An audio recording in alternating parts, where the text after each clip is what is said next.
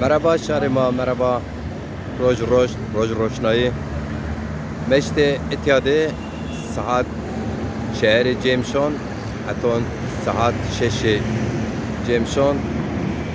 Stande partiye ma dezapar. Stande imza kerdişe TRT Zazaki o mevde. Akezonu Zazaki Huser. Şma yobra zaf selamu kelam kena. Şma pirupiya ve şuvar inşallah. Merhaba kıymetli takipçilerimiz, merhaba.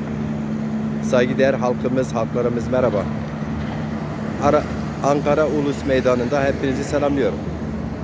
Yarın pazar günü öğleden sonra saat 4 ile 6 arasında, yani 16 ile 18 arasında burada Ulus Meydanı'nda Demokrasi Zamanı Partisi partimizin TRT Zazaki ve Milli Eğitim Müfredatı'nda Zazaca dilimizin müstakilliğinin kabulü için parti olarak, dezapar olarak başlatmış olduğumuz bir yıl imza kampanyamız burada Ankara'da ikinci standı olarak şu noktada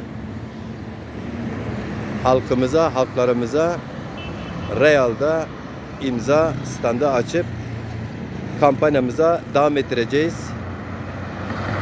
Hepinize saygılar, sevgiler. Her vakti şıma veşbu var be inşallah.